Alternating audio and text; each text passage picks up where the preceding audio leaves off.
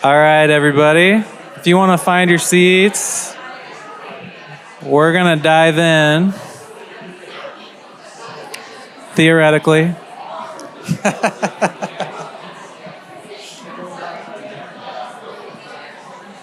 All right.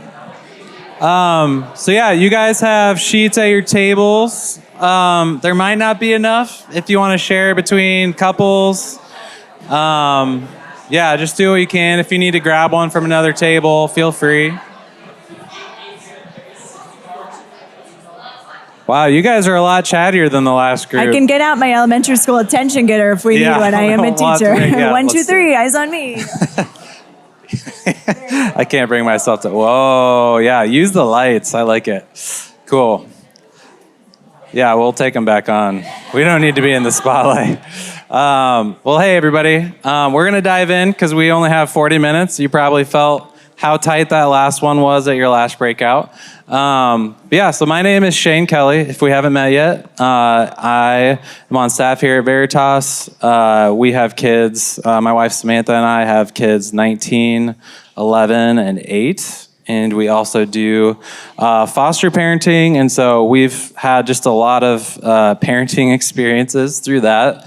And yeah, hoping to bring that into this session. And then, yeah, Crystal, I'll let you introduce. Yeah, I'm Crystal Johnson. I'm married to my husband, Trevor. We've been married for 9 years. We have an 8, 7, and 5-year-old, and then a 3-year-old that's with us in the house now. And I teach part-time at Faith, and I teach part-time and I'm home the other half of the time because of the marriage conference last year. So things do change. If Jake spoke to you and that touched your heart, I quit my job as a principal and stay home with my kids. So if you felt that push, the Lord pushing you on that, keep having those conversations. Nice. And yeah, since I have the microphone, I'm also going to give a plug.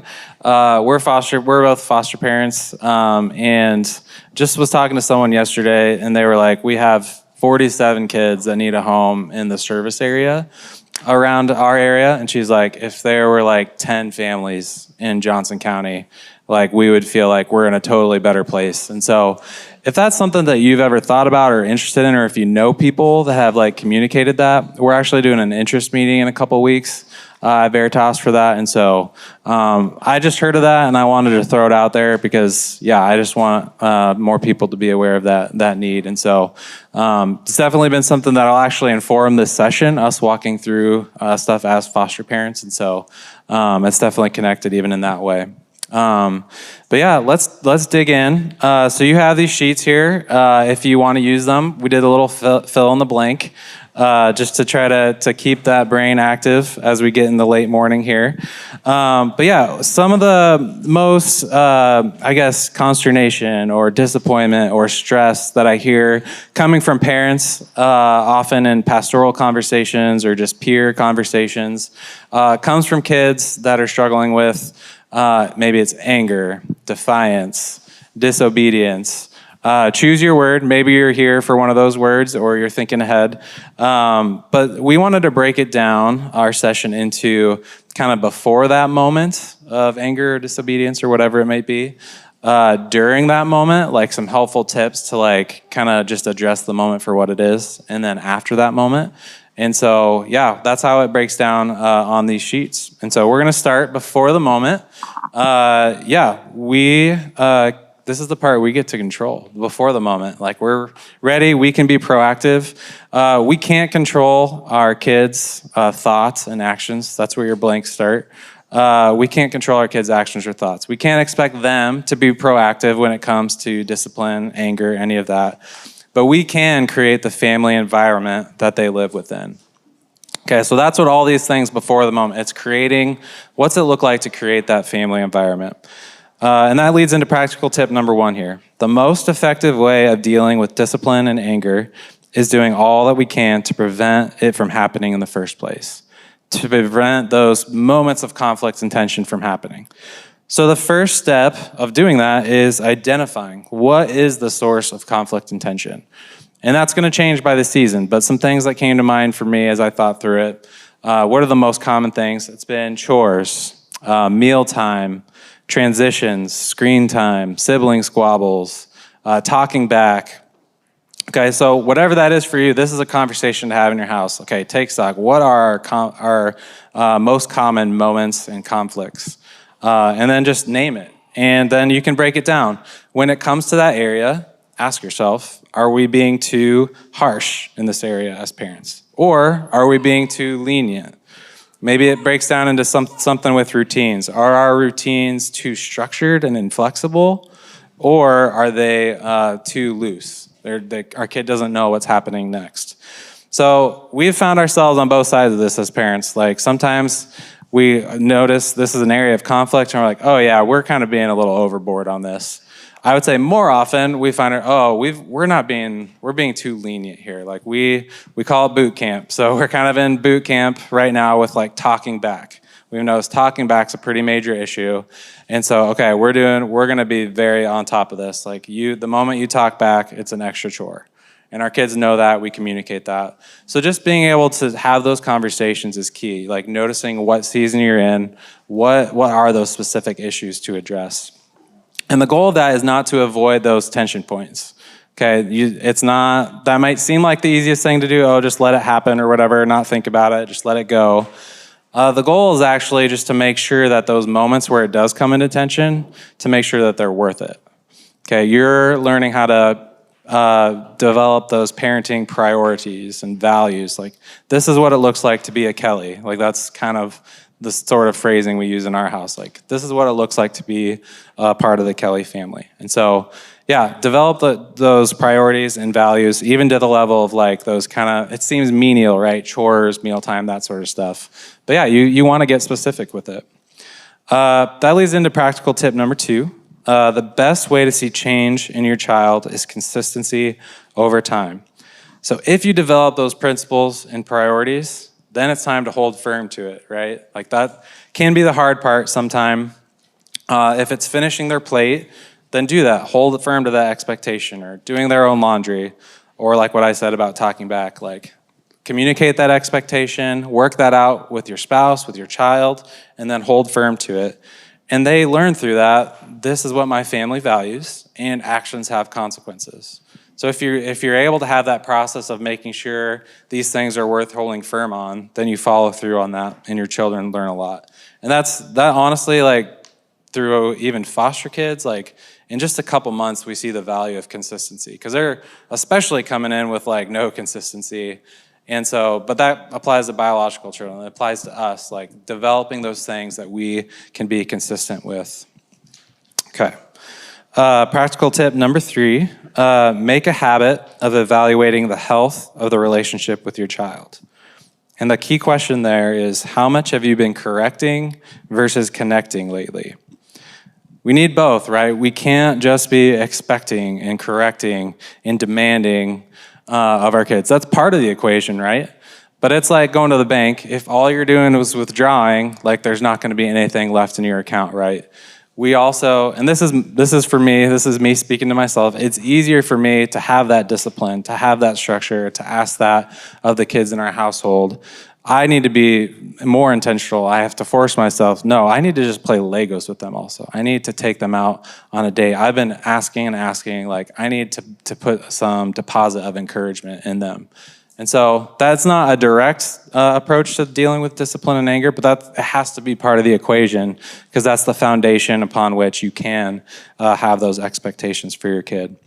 Because yeah, and this is the last blank there, we want our kids to do the right thing, for sure, but even more than that, we want them to want to do the right thing. If we can cultivate in them a desire to do the right thing as they leave our household, like they're gonna go out, that's how they're gonna go out and continue to follow the Lord and live godly lives. So I'm gonna toss it over to Crystal now for In the Moment for younger children. Okay, so now let's say you found yourself in a moment, and I wonder what this moment looks like. As I was typing my notes, I was like, oh, let's just choose one from today. Told the 2-year-old you have to take the sunglasses off because it's time to go to bed, and insert a tantrum because they disagreed with that request. And I'm sure with this group of people, we could make a pretty long list of like funny things that caused a reaction from our children. And it might make us laugh now because it's not happening, but also maybe you're thinking of examples examples of disrespect or disobedience in your home that don't seem small and they don't seem funny, because they're not, and maybe they're actually like giving you a pit in your stomach and making you really eager and aware that there needs to be change. So we're gonna kind of talk about the variety of or the range of moments of tantrums, disobedience, and disrespect for younger children. So general tip number 1 is acknowledging what kind of moment we're dealing with can be very helpful for the in-the-moment decision-making that you'll find yourself in. So is your child hungry? Are they tired? Are they at their breaking point? How you handle that moment is going to be much different than how you handle a moment of disrespect or disobedience. And is there overlap? 100%. But knowing in your mind where you're kind of placing this moment can help you know what tools in your toolbox you're using to respond in this situation. And it also helps with communication with my husband and I, because it helps us know that we're on the same page instead of being like frustrated of like, why are you underreacting or overreacting to that? We probably placed the moment that we're in 2 different categories. You see a tired kid and you're just trying to get them to nap and you're like, so close to just letting that diffuse itself, where someone else is like, no, actually, like I gave that prompt and they made that choice, like it is in the category of disobedience. So saying that out loud to each other helps us stay on the same page.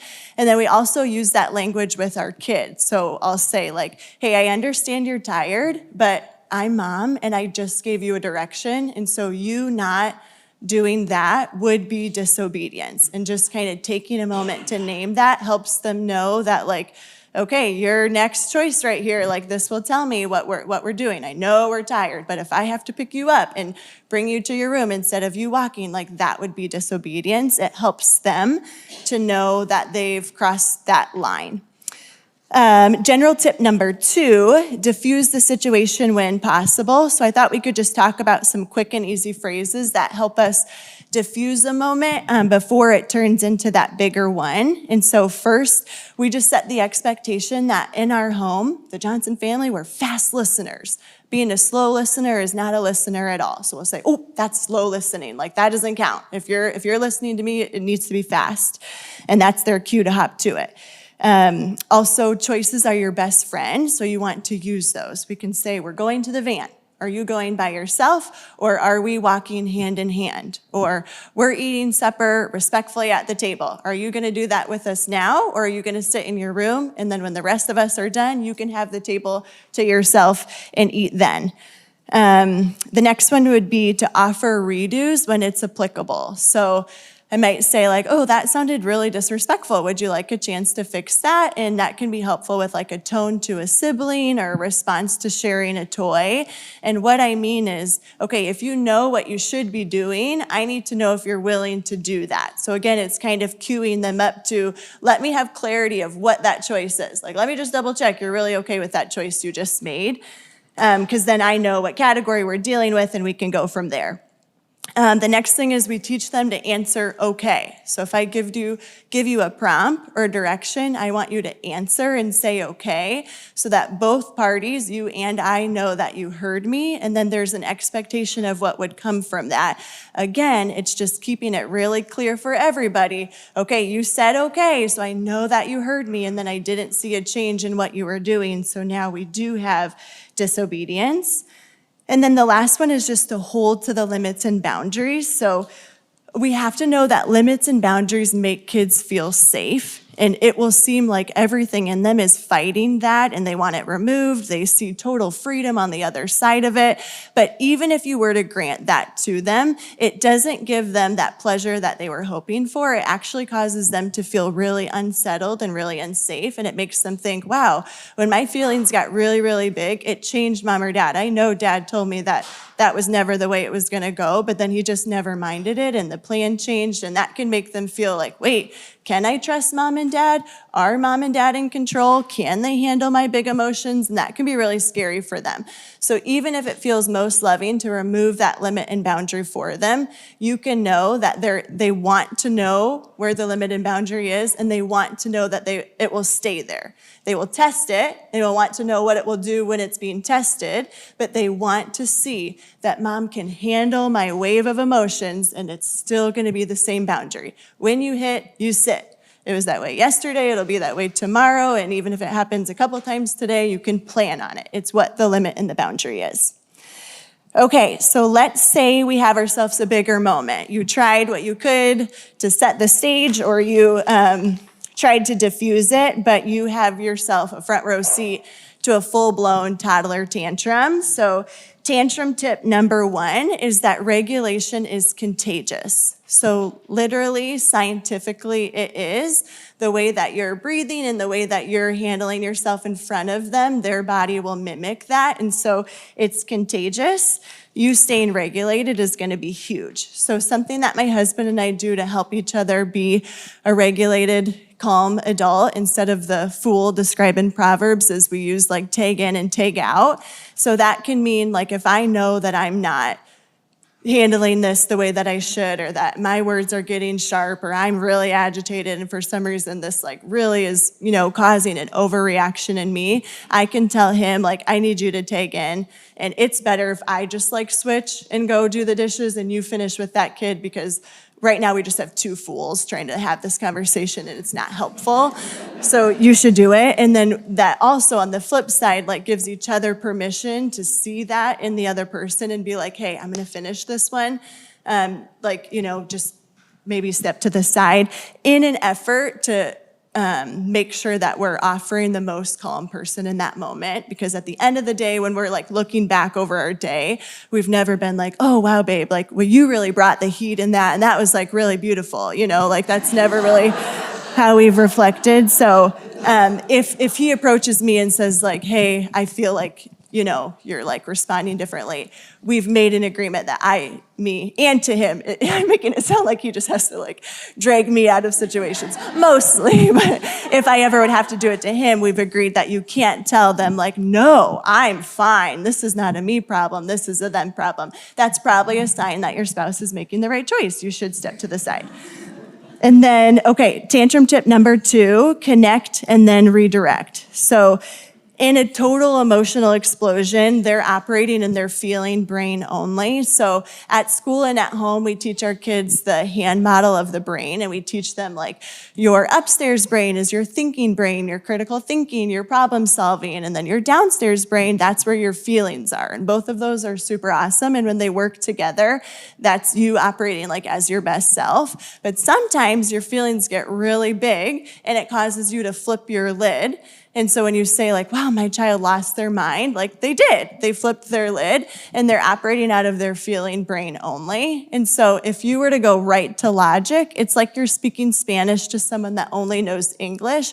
They're not speaking that language right now. And so flip it, that acronym FLIP can be a helpful way, like in a really overstimulating and like it's happening, it's loud, you're being triggered also, like that helps me not have to like do a lot of thinking and just remember these 4 letters.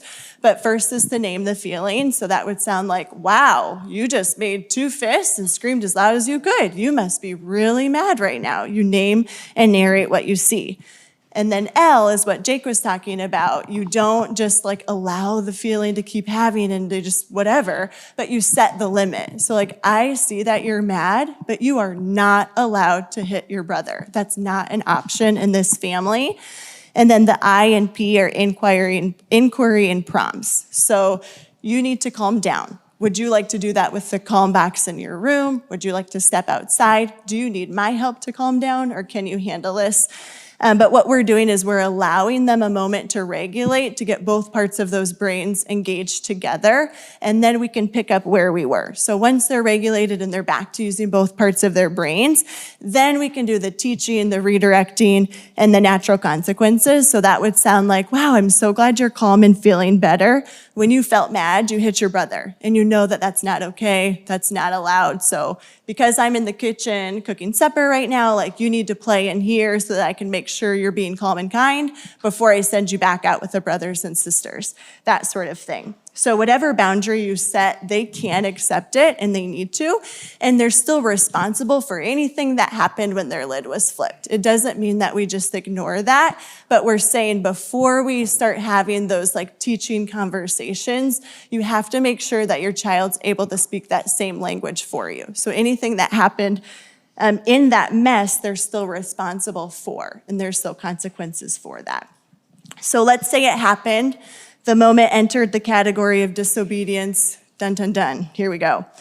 Disobedience tip number 1 is to teach why obeying matters. So we tell our kids, it's not just to make mom or dad happy. It's not just to make our days easier. It's bigger than that. It's that we have God as our authority. And so obeying mom and dad is a way to practice not being the king of your own life. It's acknowledging and welcoming that you are under parents that are under Christ. So like Jake talked about on the main stage, we can't really talk about discipline and being in the moment without talking about spanking. And so just know that my husband and I, we read books about it. We read God's word about it. We talked to other families in Veritas that we knew were following Christ. And then I still had a list of reasons for why that couldn't apply to me and my family and my kids. And I really had to toil and wrestle and shed a lot of tears about that. And a moment would happen, and I would know that it was in the category of disobedience, but I would be like, well, like, maybe if I would have tried this, or let me give it one more crack with them, or maybe I can, or maybe if I would have had supper ready, it was my fault, like they had to wait longer or whatever. But Trevor, being my calm and steady husband, would just see it much more simply. He was like, we said this, they did this, they disobeyed. And I'm like, I know it. So me going through all that turmoil really helped me like understand it and appreciate it more. So disobedience tip number 2 is the sheep, shepherd, and lion analogy. And we explained it to our kids this way one night at the kitchen table. It must have been around Christmas because the nativity pieces were on the table. So we like grabbed the shepherd and we grabbed the sheep, and we're like, okay, the shepherd loves the sheep so much, right? And it's his job to care for them, and the sheep follow the shepherd. He leads them to food and to water and to safety, but they're forgetful animals and they wander, and the shepherd gently draws them back to the path. But what if the sheep started walking the wrong direction and they really, really wanted to go eat the grass over there, but the shepherd noticed that there was a lion waiting behind the bush? Is it loving for him to let the sheep keep going because they really want to? It's making them really happy, and it's what they want to do in this moment. Or is it loving for the shepherd to use his staff to get their attention and to quickly help them turn around? So we would explain, like, God is the shepherd, we are the sheep, so what's the lion? And they were like, it's Satan, it's sin. So we read 1 Peter 5:8. Your adversary, the devil, is prowling around like a roaring lion looking for anyone he can devour. So we told them, like, God gave you guys, us, as your parents, to be your shepherds. So you follow us as we follow Christ. And if we see you walking towards the lion, is it my responsibility from God to make you as happy as I can in that moment? Or is it my responsibility to truly shepherd you and protect you? Should I tell you there's a lion, or should I let you go on your own way? And with urgency, all their eyes are like this wide. They're like, tell us. And we're like, okay, well, what if the sheep like really wanted to go though? And like all the other friends are going too. And like they're really sure that they'll only be happy if they go that way. Like, I don't know. What do you think? Like, do you think the sheep knows, all but like we just kept going through it a few times until they were very sure that they wanted the shepherd to tell the sheep. So we said, okay, then that's what we're going to do in our family. We're going to invite one another to let each other know when we see the sheep, us, walking towards a lion. So I said, like Trevor and I said, we want that in our relationship too. Like, I want Daddy to tell me if he sees me walking towards a lion. I don't want him to encourage that and let me keep going. I want him to pull me to the side and say, what are you doing? Get back on track. And so we said, we'll do that for you guys too. So we do. If they're pushing the boundary, we'll say like, hey, you know what? It's been like a little here and there today with like the lying and the pretending, but what's happening is you're just walking closer and closer and closer to the lion. Like you need to stop. You need to see that for what it is. It's a lion. It is going to devour you. You need to choose to turn around and get back on track. And then if the thing already happened, then it's a spanking. And do I hate it? Absolutely. I absolutely hate it. And when they say, Mom, I really hate spankings, I'm like, me too. I don't love this. We hate it too. But we tell them that we would rather you experience a short discomfort and pain now than be really comfortable with sin and have so much more pain to come, because the ultimate pain would be in walking away from the Lord and from His goodness. So do I wish that I could just save them from it? Yeah, like probably every time I wish that I could. But what am I actually doing if I show them that this choice just resulted in everything being fine? Then I'm just teaching them to be really fine with that choice. And even more than I want to save them from the spanking, I want them saved from their sin. And I want them to learn to run to Jesus and to flee sin with everything that they have. I don't want to raise kids that are comfortable with sin. I want them to know the real danger that it is in their life and it is in ours as well. So just the process like of what spanking looks like in our home, just really, really quickly. We read the book Shepherding a Child's Heart by Ted Tripp, and so in our home, the kid has to be calm and they have to accept it. So like we're not gonna like wrangle them and, like hold them against their will. Like they have to say, I'm ready. And so that can take a long time. And at first that was like, see, this is why we shouldn't do it. Cause now we got ourselves in a situation, like we have to follow through on this, but like we're supposed to go, like grandma's expecting us, or like there was a parade and like they're just waiting it out. Like, can you imagine at the beginning? Of course they're like, oh, I'll just like keep chilling in my bed. And it took a long time at the beginning when we started, and it like broke my heart. I'm like, this is not what our day should be. Are we sure that the tension is worth it? Like all these things.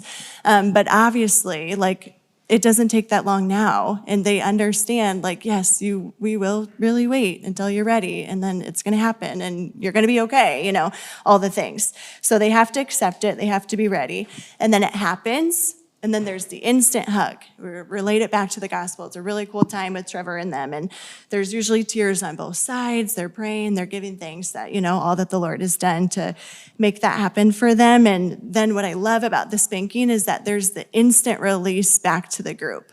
So there might still be like a consequence, like, oh, you made that choice on your iPad. So like obviously natural consequence, you're not having your iPad for the next 3 weeks. That can still happen. But when the spanking is over, there's no like lingering disappointment or anger. Like that kid comes out of their room and the whole house is like, you did it. I'm so proud of you. And we're like, come here, like all the hugs. And we're like, okay, we're playing this game, like hop right back in. We're so glad you're back. And there's no like, just lingering weirdness.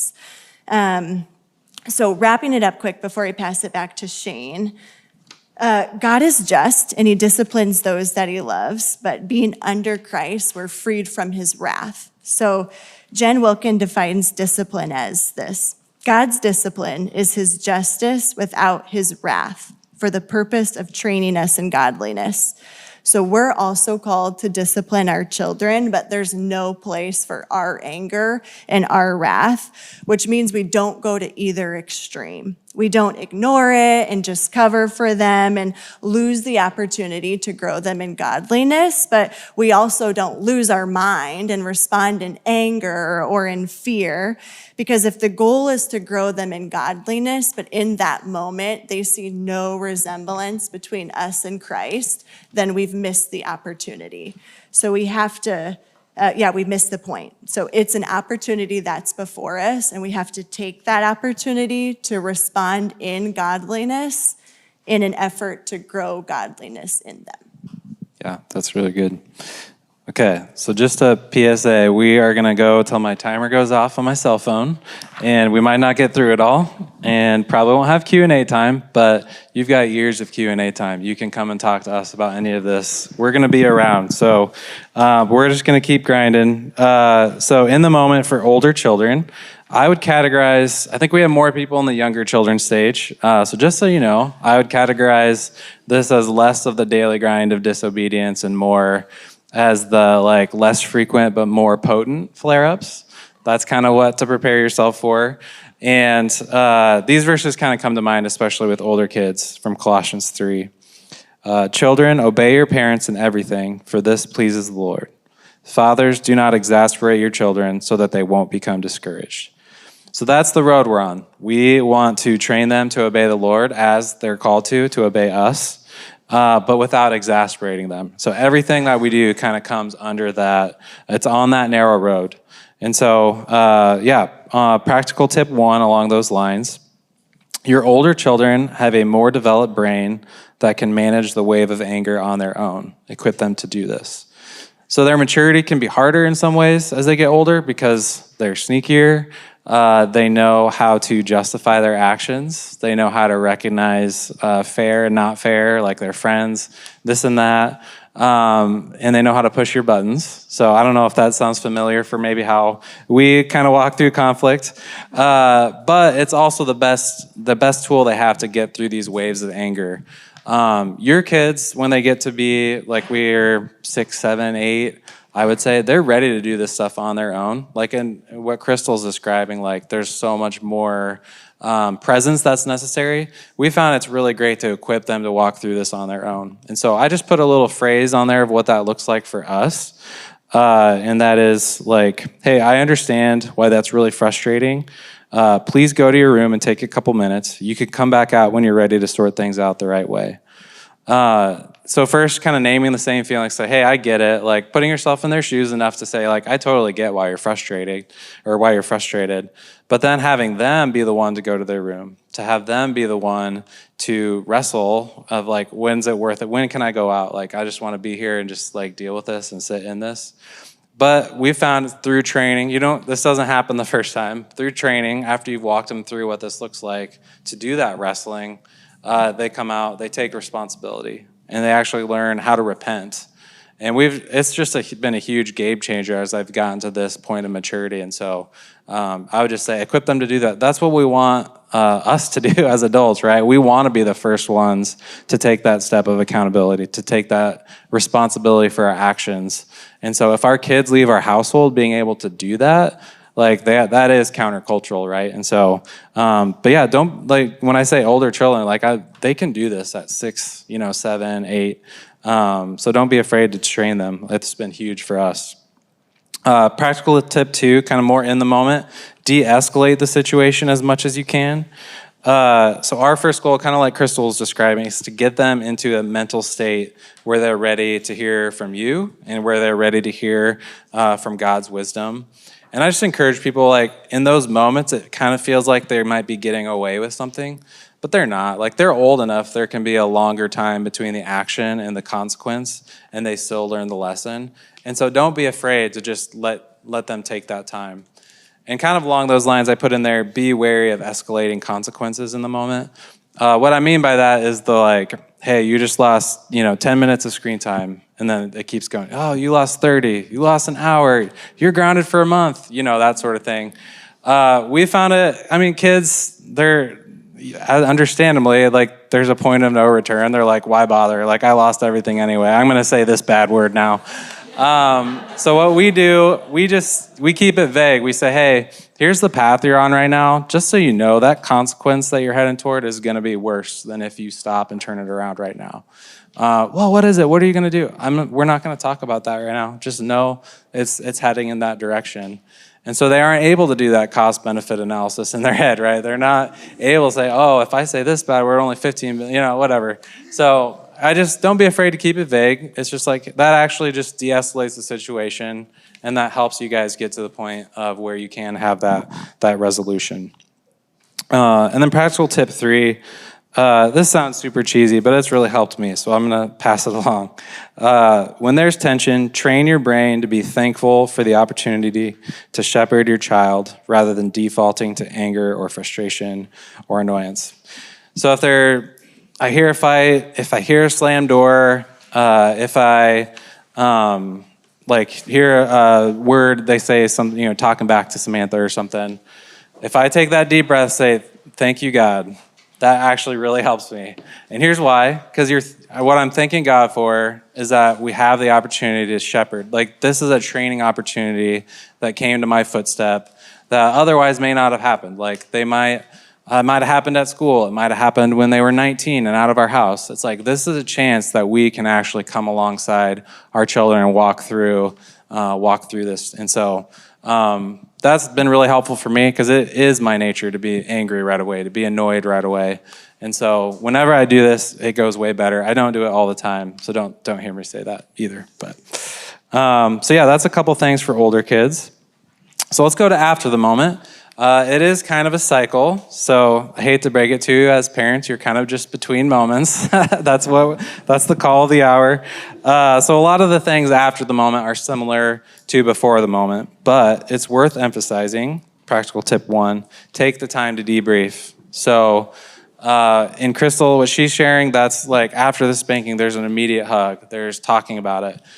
Even more broadly, and even if it's not like something where spanking was involved, maybe some other consequence, like things come out during those situations that might have been simmering for a while. This is a chance to address them. You don't have to wonder about how things are. You get to just go and address it. And so take that time. It's actually huge to help you identify where the conflict is at, and to have those conversations of like the expectation thing, like, hey, are we expecting too much in this area? Like, we can have that conversation with our kid, and we might not see eye to eye on it exactly, and we'll have to say, well, I understand that you might think we're being too harsh on that, but here's why.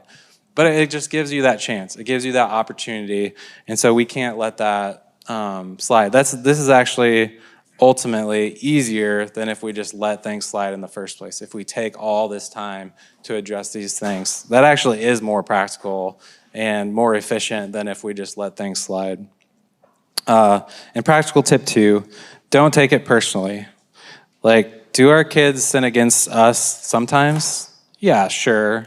Like, they're actually purposefully manipulating or hurting us as parents.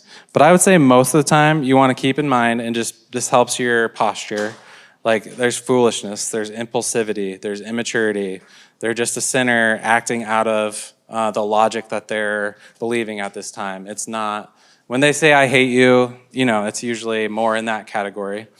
But yeah, there is some of that. Like, sometimes our kids have purposefully, dug the knife in and twisted it, and they knew what they were doing. And when we notice that, like, we address that, and we're like, wow, that was a line that you just crossed. And they're like, oh, wait a second, I just crossed. Like, because we don't treat every situation to that level, they learn when they actually are really crossing those lines, when they are actually being hurtful. And so you can't treat all these situations the same, and that actually helps your kids learn where those lines are. Okay. We ended right on time. That was great. So yeah, we're going to start back up in the auditorium in a couple minutes. But yeah, if you have a few minutes of questions and want to come up afterward, that's great. But yeah, thanks for coming.